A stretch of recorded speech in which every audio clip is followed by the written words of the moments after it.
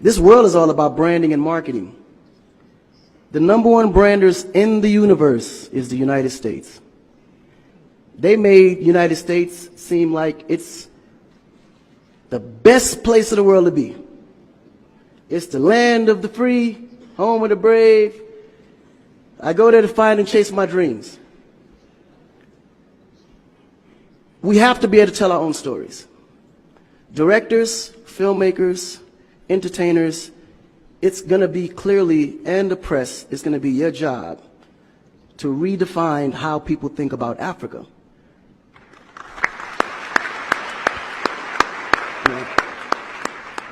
Because you're here, you see what's going on. You clearly can see in a vivid picture the good, the bad, and the ugly. What you choose to put out there is what the world is going to get. Because I can tell you right now, in Chicago alone, there's more people dying in Chicago than there was in the war in Iraq. But you would never see that. There's a lot of things that's happening in the U.S. that you would never see because they choose to show you what they want you to see for...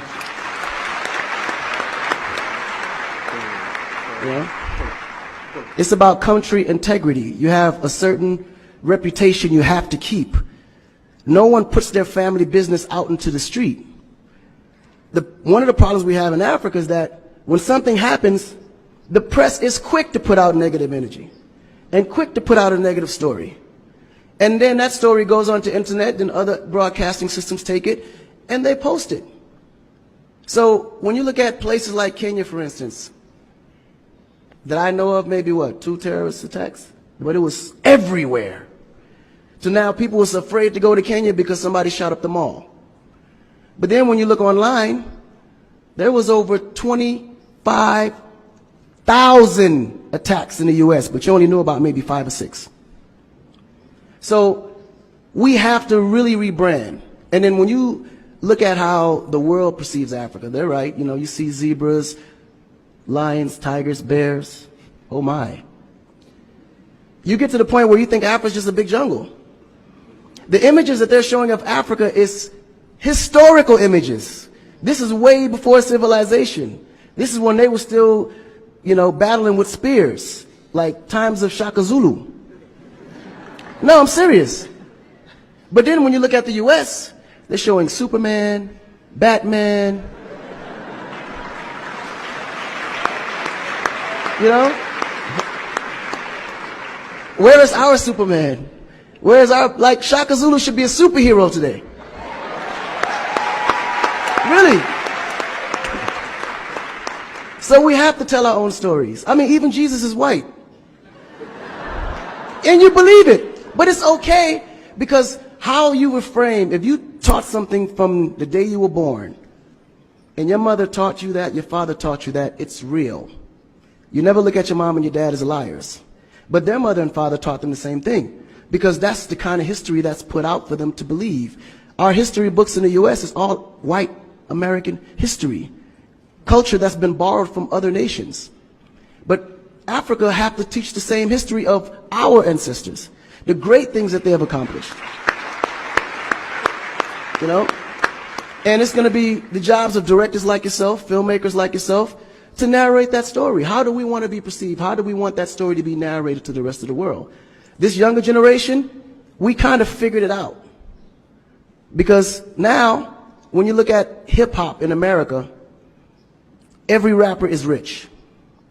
Gold chains, Bentleys, nice girls by the pool with bathing suits in this big mansion. And then, when the video's over, they get on their phone and call an Uber. They don't even come in the Bentley that you just saw in the TV. But you go to Nigeria, we got Wizkid, Davido, P-Square, all these guys driving a Bentley, Mercedes. They actually own those cars. That's the difference. But if we don't translate that, they will never know. They think we're going to leave the shoot and go home on a horse or a zebra. Because that's what they know. This is why African Americans are so afraid of Africa. You mention Africa, they start shaking. There's so much fear. They don't know how to translate that. It was just recent that people are now saying, yeah, man, you know what? I rock with Africans, man. You know what I'm saying? I want to do some collaborations, man.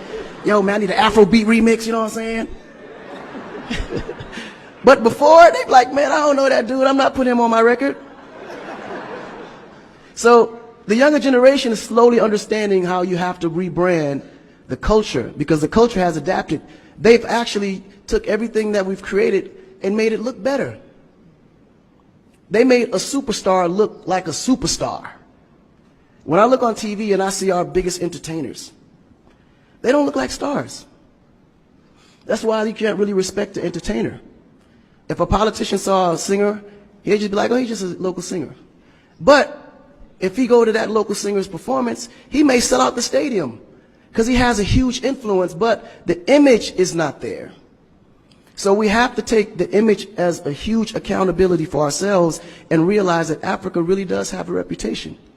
But if we allow our stories to be told, our stories will be told according to their agenda on what they need to be able to benefit from Africa. So we have to tell our story so we can be able to understand how we can utilize that story to benefit for our agenda. You know? So in closing, this job is for the entertainers, the filmmakers, the reporters, and anyone that creates content. We have to rebrand. And we have to rebrand it in the way that we see it and tell the story to where they can understand it, feel comfortable, and want to come here and invest.